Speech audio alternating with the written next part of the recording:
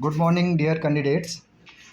एक इन्फॉर्मेशन है आप लोगों के लिए, वो मैं शेयर कर रहा हूँ। अब इसमें क्या है क्या नहीं वो कल पता चलेगा।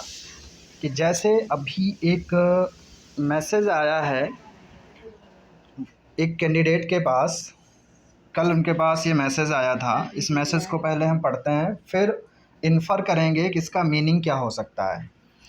जैसे मैसेज है, लिखा है कि dear new recruitee, you are cordially invited to the virtual event of Rozgar Mela to be held on 22/7/2023 from 10:30 a.m. onwards, where Honorable Prime Ministers of India Shri Narendra Modi will be addressing more than 70,000 new recruits to central government. Please use the link below to join the events. Please note that your appointment letter will be issued and sent to your registered mail ID or postal address on 22/7/2023. Team my government.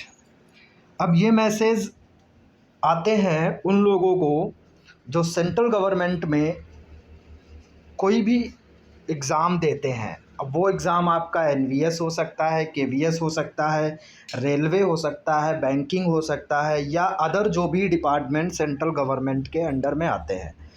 तो ये message उन सभी candidates के पास जाता है जो selected होते हैं। तो अब है क्या, क्योंकि केवीएस का रिज़ल्ट लोग वेट कर रहे हैं, तो इस मैसेज से लोग ये भी एक मीनिंग इसका निकाल रहे हैं कि ये हो सकता है केवीएस से रिलेटेड हो। क्योंकि ये जो मैसेज आया है ये उस कैंडिडेट के पास आया है जिसने केवीएस का एग्ज़ाम दिया है। अब यहाँ पर उसने केवीएस का तो एग्ज़ाम दिया ही है, इससे पहले उसने एनवीएस का भी एग्ज़ाम दिया था और एनवीएस में एज ए टीजीटी उसने ज्वाइन भी कर लिया है 30 जून को।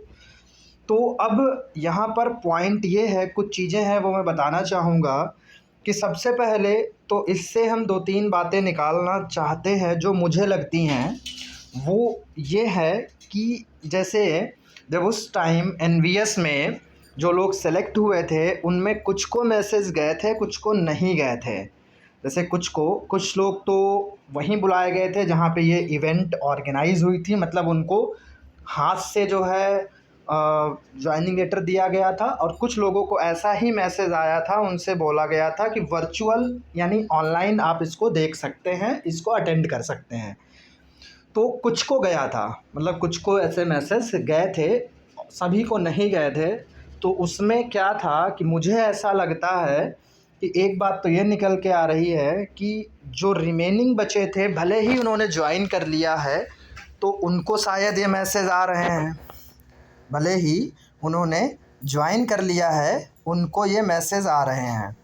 तो जैसे मेरे पास जिस भी कैंडिडेट ने ये शेयर किया उसने एनवीएस भी दिया था, केवीएस भी दिया है। तो एनवीएस में वो ऑलरेडी ज्वाइन कर चुके हैं 30 जून को। तो अब पॉइंट ये है, जब वो ज्वाइन कर चुके हैं तो ये मैसेज क्यों आया है, तो उससे ये क्लियर होता है कि हमें लग रहा है कि ये केवीएस के रिगार्डिंग मैसेज आया है, अगर वो सिलेक्ट केवीएस में भी हुए हैं। लेकिन फिर एक और कैंडिडेट है जिसने मुझे बताया कि सर ये मेल उस कैंडिडेट के पास भी आया है जिसने केवीएस का एग्ज़ाम नहीं दिया है, केवल एनवीएस का दिया है और एनवीएस वो ज्वाइन कर चुके हैं। तो 2-3 बातें निकल के आ रही हैं। पहला कि अगर हम इन चीज़ों को देखें तो ये आई थिंक एनवीएस वालों के पास ही मैसेज जा रहे हैं, भले ही उन्होंने ज्वाइन कर लिया हो या ना ज्वाइन किया हो, और वो कैंडिडेट जिनके पास पहले मैसेज नहीं गया था। मतलब क्या है, गवर्नमेंट इस बार से क्या कर रही है कि ये वही है अपना ऑनलाइन या ऑफलाइन शो करना कि हम कितने लोगों को नौकरी दे रहे हैं।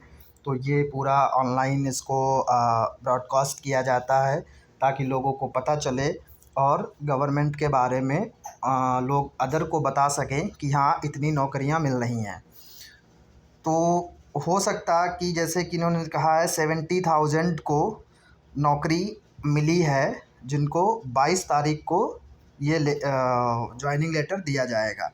उसमें कुछ को ऑफलाइन दिया जाएगा, कुछ ऑनलाइन डाउनलोड करेंगे 22 तारीख को।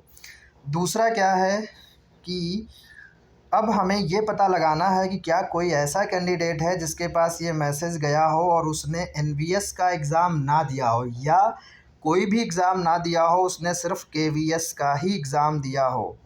तो ये बिल्कुल पता चल जाएगा कि ये केवीएस के रिज़ल्ट के रिगार्डिंग है।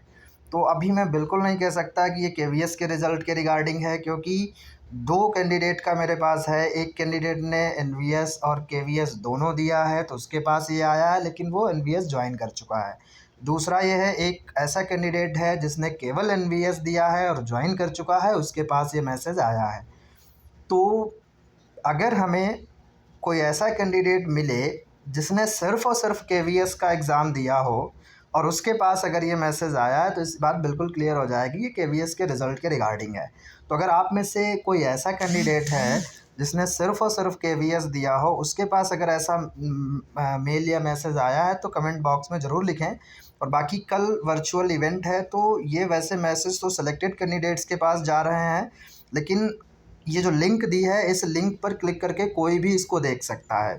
तो जो भी लोग हैं वो कल 10:30 बजे ये मीटिंग स्टार्ट होगी, जो भी है वर्चुअल इवेंट, तो उसमें उसको देखें, वहाँ पे क्लियर हो जाएगा कि क्या सीन है। तो ये एक इन्फॉर्मेशन थी जिसको मैंने सोचा शेयर करूँ आप लोगों के साथ। तो अगर कोई कैंडिडेट ऐसा है जिसने सिर्फ़ और सिर्फ केवीएस का एग्ज़ाम दिया हो और ये मैसेज आया हो, तो कमेंट बॉक्स में ज़रूर लिखें।